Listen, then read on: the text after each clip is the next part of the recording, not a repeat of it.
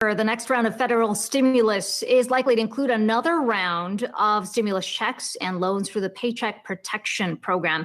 That, according to Senate Majority Leader Mitch McConnell, who unveiled an overview of the Republican proposal that he said was a starting point for negotiations. In addition to those stimulus checks and business loans, McConnell also proposing setting aside $105 billion for reopening schools and more money for child care. Let's bring in Ed Mills. He is the Raymond James policy or Washington policy analyst.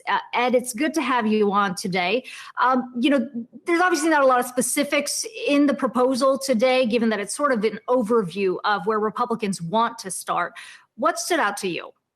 Akiko, what stood out is that the recognition that there needs to be more done, I think is a very big message to the market that this is going to get done. The real question is what size and how long it's going to take. My base case has been that it gets done by the end of the month.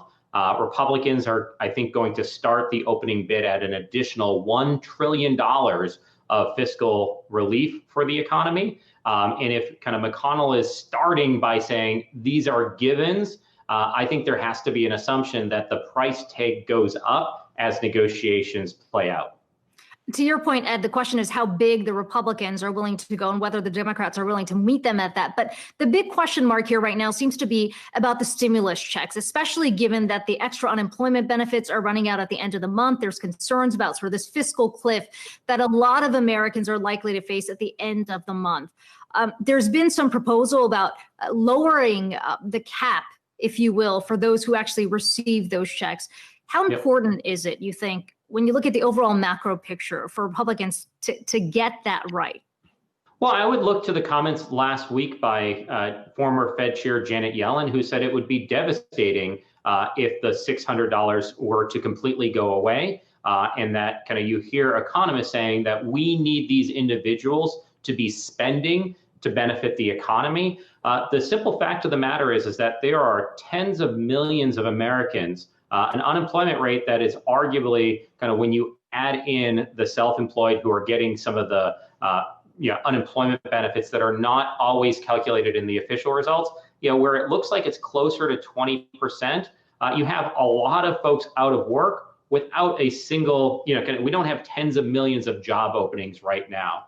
So the way I think about this is that to continue the $600 a week is about $15 billion a week. That would be about $350 billion between now and the end of the year.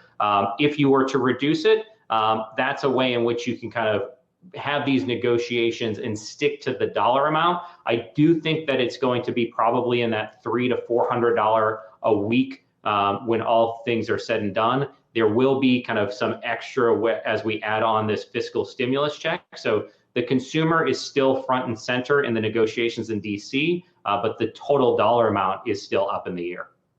What about what needs to be done in terms of support for small businesses? There's been some discussion here about the extension of the PPP program, but we've already seen these small businesses who did receive those loans, 2.5 months later saying essentially it wasn't enough, and that even as they were able to reopen their business because of the restrictions that were in place, tied directly to concerns about the virus, they just weren't able to get the business back up and running. What needs to change or what needs to be tweaked about this program to be able to provide support for these businesses?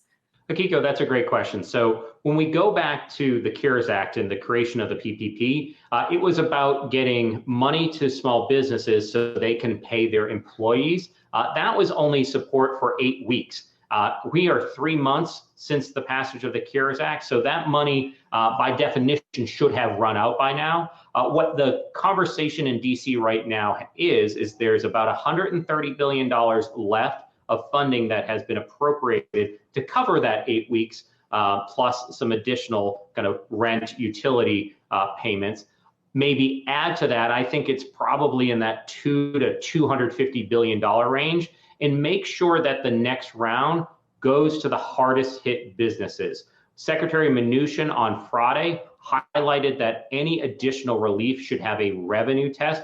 We want to see that the revenues of the businesses have come down, that we help, rather than supporting a business that is just humming along, that is technically eligible. if you have that revenue test, if you do that second round, that's the way of supporting small businesses as they get, kind of reopening in transition between kind of the current economy and a post-COVID economy. One of the areas or points of contention that are likely to emerge is how much funding there should be set aside for cities. And we've already seen cities across the country start to implement drastic cuts in place because of the significant losses in revenue. How big do you think that Congress needs to go in order to provide meaningful support to these cities that are hurting? Akiko, I think there's bipartisan support at or around $500 billion. You look at different estimates and could easily argue that $1 trillion has been lost at the state and local level.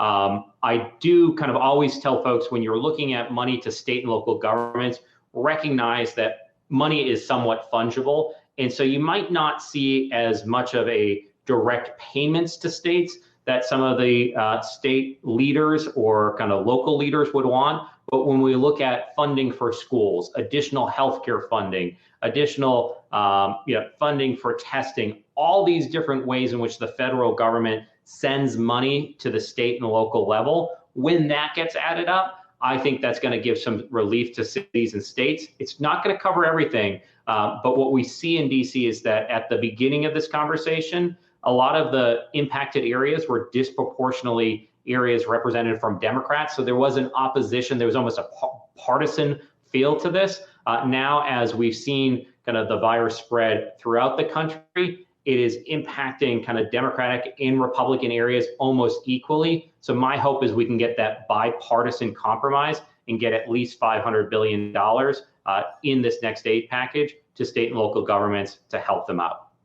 No question, a lot of mayors are hoping for the same, as well as we continue to watch the debate over the latest stimulus play out in Washington. Ed Mills, Washington policy analyst for Raymond James, thanks so much for your time today. Thank you.